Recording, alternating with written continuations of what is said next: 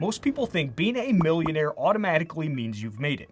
Back in 1996, when the Millionaire Next Door first came out, that was true. $1 million set you apart in a big way. But the world has changed since then, and when I was rereading the book recently, it made that even more obvious. It even had me questioning how much of it still applies today.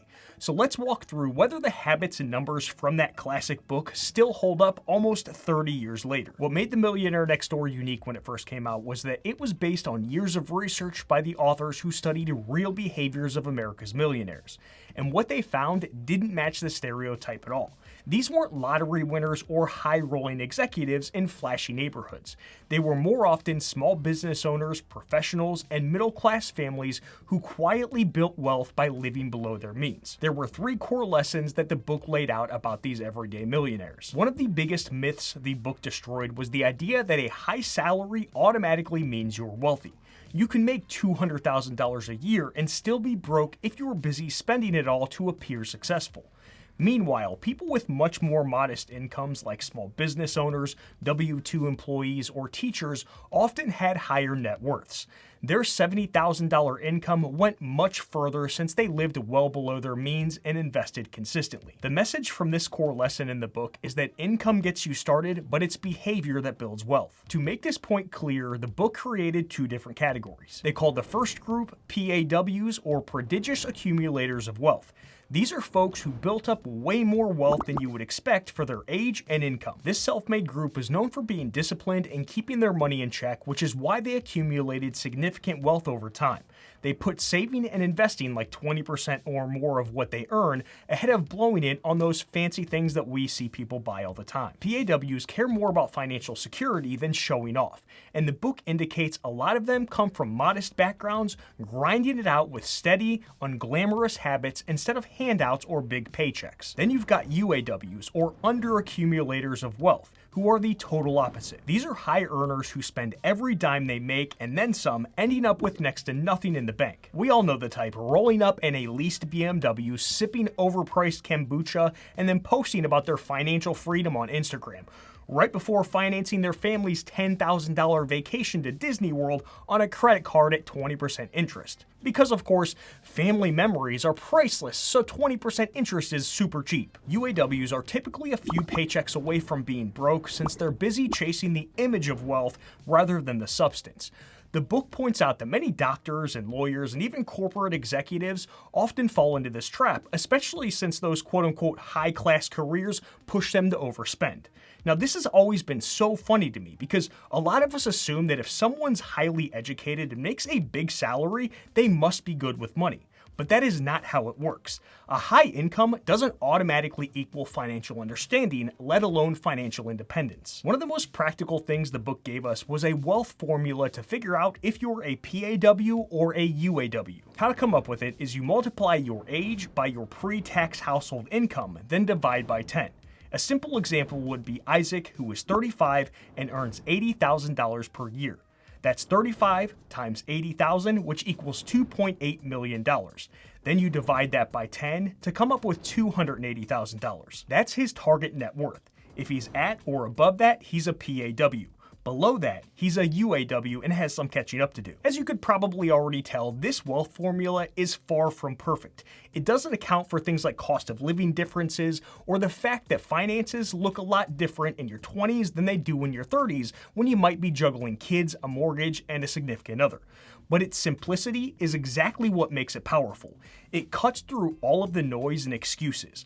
Most high earners think they're doing fine, but when you stack their net worth against their age and income, the truth is that they're way behind. That's what I like most about this formula. It's not here to coddle you or stroke your ego. It's here to force you to face reality. Now, the real question is, do these lessons and numbers still hold up almost 30 years later?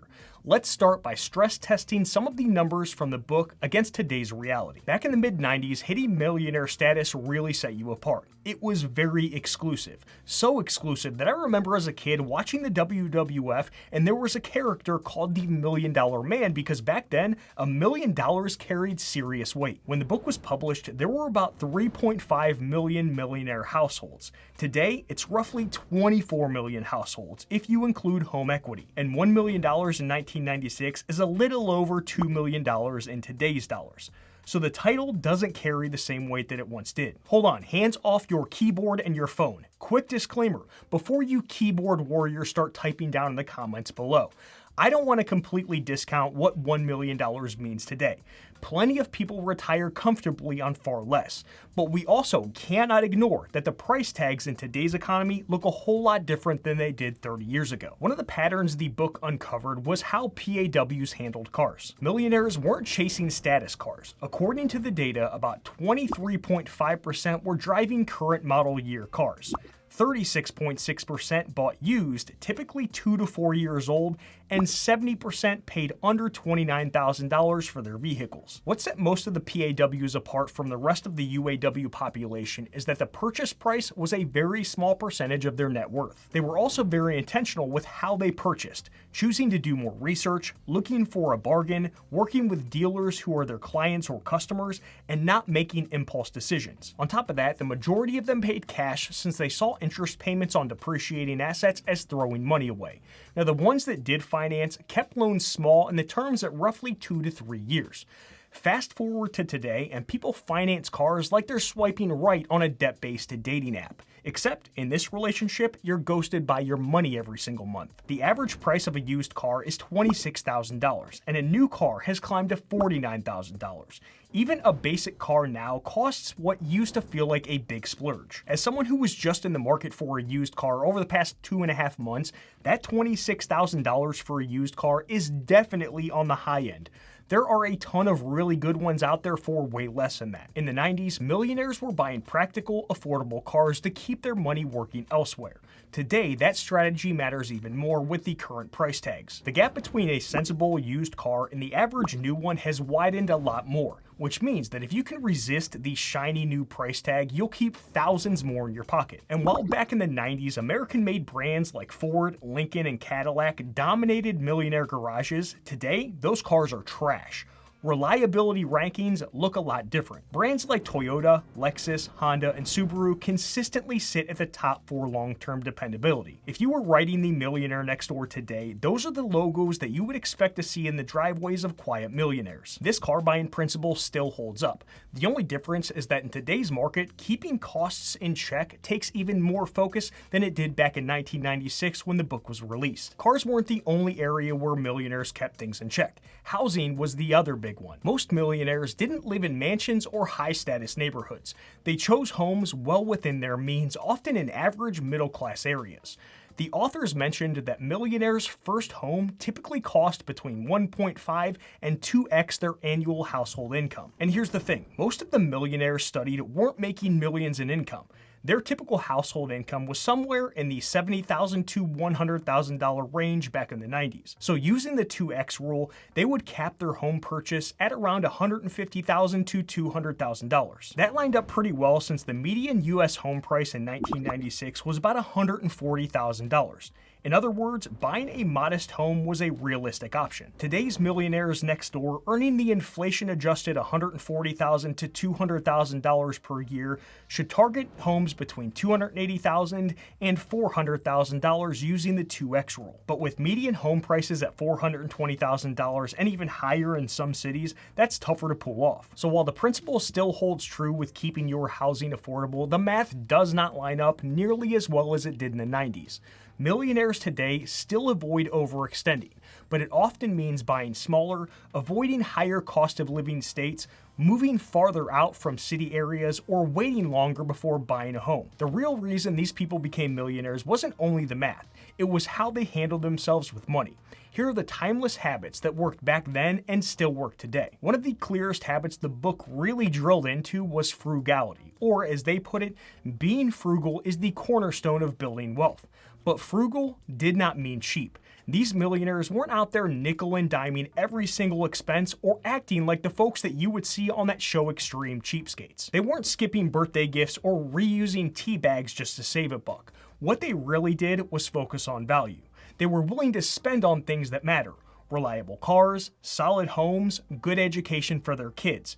but they weren't wasting money trying to look rich. This quote from the book put it perfectly. Most millionaires measure their success by their net worth, not by their realized income. For the purpose of wealth building, income doesn't matter that much. Once you are in a high income bracket, say $100,000 to $200,000 or more, it matters less how much more you make than what you do with what you already have. And that discipline of consistently living below their means while spending wisely created the gap that allowed them to quietly build wealth year after year. The book also showed that millionaires refused to play the comparison game. They weren't buying the biggest house on the block or flashing luxury brands because they knew that that lifestyle was a financial sinkhole. One section of the book even warned that high-status communities force you onto a treadmill of competitive consumption. The only difference between when the book came out in 1996 and today is that the treadmill hasn't gone away. It's just expanded. You still feel the pressure in real life from neighbors, coworkers, and friends, but now it follows you online too. Between Instagram, YouTube, and TikTok, it's like keeping up with the digital Joneses as well. The Millionaires Next Door ignored all of that. They lived in average neighborhoods, stayed out of the competition, and let their financial accounts do all of the talking. In 1996, these millionaires next door were chasing independence over everything. The authors found that most of them measured success by how secure they felt, not by how much stuff they had. They wanted the freedom to take care of their families, to walk away from a job if they needed to, and to retire on their own terms. If your goal is to be financially free, you've got to be willing to cut back on the big spending today so that you can build wealth tomorrow. And remember, every dollar you spend is really more than that because the government takes its cut first. To buy a $68,000 boat, you might have to earn closer to $100,000 before taxes. This is how millionaires think. That mindset has not changed over the past 30 years. Whether you call it financial independence, FIRE, or just not stressing about bills, the idea is exactly the same. Wealth isn't about showing off your life. It's about having control over your life. One of the biggest differences the book highlighted was how millionaires used their time. They sat down to make a plan instead of hoping that things would just randomly work out. PAWs spent nearly twice as many hours planning their finances compared to UAWs. That meant tracking where their money was going, reviewing their investments, setting goals, and yes, sometimes even budgeting. To be clear, they weren't obsessing over every dollar or panicking about the stock market though. They were simply consistent about making sure their money had a direction instead of leaving it unmanaged. Meanwhile, the people falling behind spent less time planning and more time worrying, shopping, or ignoring their finances altogether. All that worrying didn't build wealth. It just kept them spinning their wheels while others pulled ahead. The millionaire next door wasn't necessarily the smartest person in the room, but they treated managing their money like it mattered. That habit of being intentional instead of reactive is still one of the biggest differences between people who build wealth and people who don't. I don't have a lot of critiques of the millionaire next door. Honestly, most of it still holds up really well. But if I had to tweak a couple of things for today's world, here's where I'd start. The book treated budgeting like it was mandatory. And don't get me wrong, line-by-line budgeting is extremely powerful for some people. Heck, I've been doing it myself for many, many years. But in my experience, it isn't necessary for everyone. I break people into 4 groups when it comes to budgeting. People who need to budget but don't, people who need to budget and do, people who don't need to budget but still do, people who don't need to budget and don't. For the right personality, a formal budget is an absolute game changer. But other millionaires next door succeed by automating their savings and investments first, then simply living on what's left. The book even calls this out. Here's what it said about millionaires who do not budget. They create an artificial economic environment of scarcity for themselves and the other members of their household. More than half of the non-budgeters invest first and spend the balance of their income. Many call this the pay yourself first strategy. These people invest a minimum of 15% of their annual realized income before they pay the sellers of their food, clothes, cars, home, and credit. This lines up perfectly with what I've seen coaching people one-on-one. Some are strict budgeters and others take that pay yourself first route because both of them work. The key is knowing which camp you're in rather than forcing a system that does not fit. With all that being said, in my experience, the group that doesn't need to budget is a whole lot smaller. Here's a simple way to know if you do need to budget or if you don't. Run the wealth formula. If you're a PAW, keep doing what you're doing since clearly it's working. If you are a UAW, then you need a budget. Period. End of story. You might eventually graduate out of it, but until you turn things around, a budget is mandatory. The second area that needs an update is context. Back in 1996, millionaire status felt like the ultimate mark of freedom. As I mentioned earlier, today, with housing prices, education costs, and inflation, that same $1 million doesn't go as far as it used to. But here's where I have to push back. $1 million is still a lot of fucking money, and it will be 10 years from now too. Don't let the internet warp your brain into thinking otherwise.